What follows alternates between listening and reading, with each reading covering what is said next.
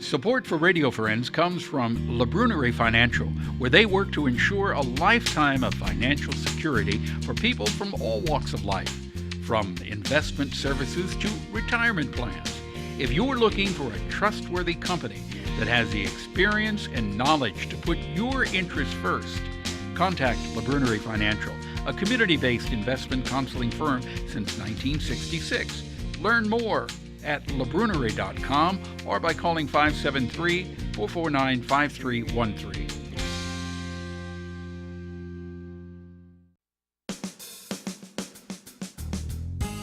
Good morning and welcome to Radio Friends on Monday, August the 7th. Pleasure to have you with us today. And we've got two very special people with us from Capital City Productions, Beauty and the Beast. I want to introduce you to the Beast, first of all.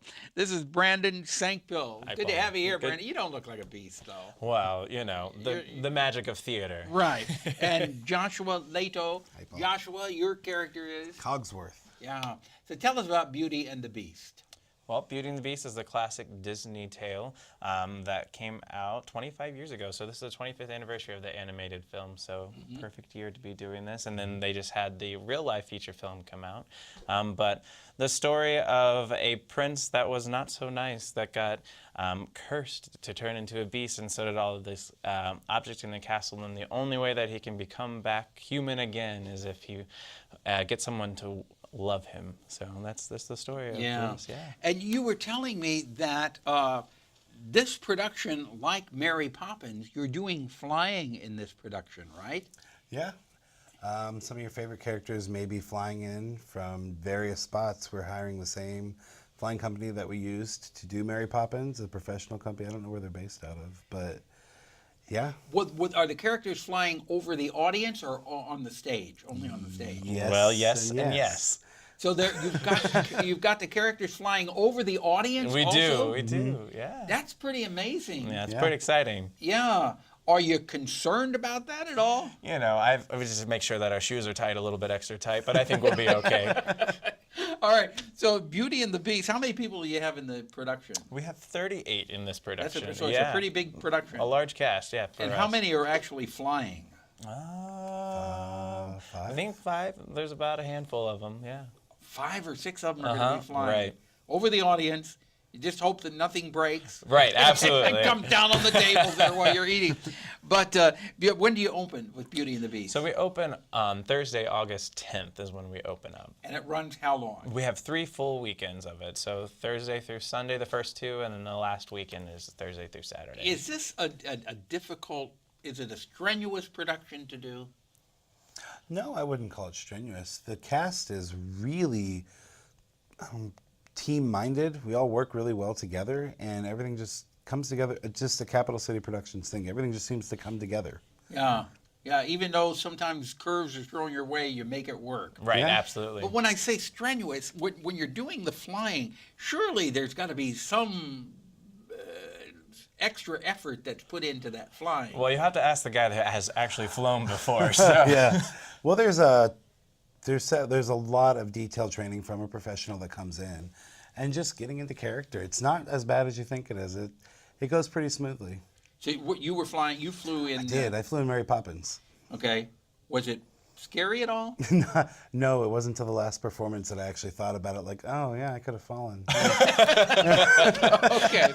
So if you want to see a great production of Beauty and the Beast, Capital City Players, you open... Again? August 10th. August the 10th, and you run for 3 weekends. 3 If weekends. people want to get tickets, how do they do it? Yeah, they can go to our website, www.capitalcityproductions.org, or they can call our ticket line, which is 573-681-9612. Okay, Brandon and Joshua, thank you so much for coming. Thank you. Right, thanks, Paul. Now, I want to introduce you to Walter Bargen, who is no stranger to our show, but you brought along a special guest today, Walter. Yes, this is TRACY EICHHORN, and she is from the Mid-Missouri Arts Alliance. Yeah. Now, the reason you're here today is to tell us about a special program called Through the Eyes of a Poet. This is running when? August 13th. Okay. So what's going to happen on August the 13th? Well, to begin with, the location of the Mid-Missouri Arts Alliance in Ashland is on, what's the name of the street? Broadway. On Broadway. And it's between the post office and City Hall, and there are a few other storefronts there, but if you look in between those two places, you'll find it. It's from 2 to 4 o'clock, and the idea is that we're going to look at the relationship between poetry and painting. And, you may think, it's obvious or maybe it's not so obvious, but generally speaking, people really try to pigeonhole, create categories that they want really clear and sharp. And when things get mixed up a little bit, they begin to feel a little uneasy. And so what we're looking at here is, for example, with poetry and prose, there's this line there that a lot of people just can't cross. But poetry and prose are two sides of the same coin.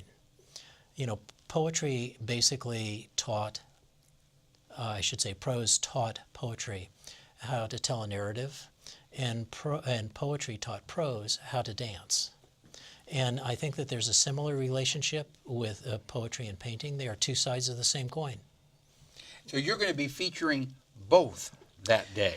Yes, and this will be a hands-on workshop. People will be bringing their materials to do artwork. But it's also open to writers, because I think it will be stimulating for writers also.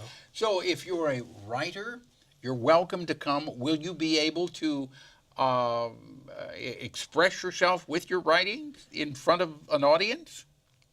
Well, I certainly will be doing that. I will be giving them, verbal prompts that I hope will stimulate drawing, but those verbal prompts could also stimulate writing. All right, and then as far as the artwork itself, are you asking people to bring their paintings with them? We're asking them to bring their materials with them, so that while Walter is reading from his poetry, they can start painting. Yeah, or whatever sketching. visualization that they get from his readings, they can put it on, paint, draw it, whatever medium they happen to So use. this is going to be pretty casual in a way, Yes. right? Yes. And people can express themselves with their feelings as to what they are experiencing at the time.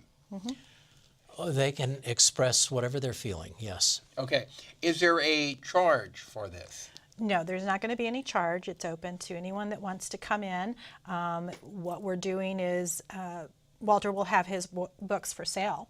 Okay. So people can purchase those while they're in, but we wanted this to just be, like you said, a very casual, informal atmosphere. So if you're an artist with words, or if you're an artist with the brush or pen and pencil, you're welcome to come and meet the first poet laureate of our state of Missouri, Walter Bargen. And this will be on Saturday, It's actually a Sunday, Sunday. August 13th at 2 p.m. Sunday, August 13th at 2 p.m. on Broadway in Ashland.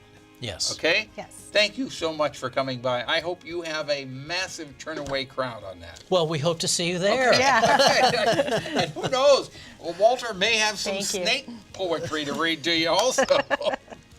You don't get him started on the snake stuff, right? Right. We'll see you tomorrow. Talking Hearts Productions and the Dairy Council. Have yourself a nice day. Bye-bye.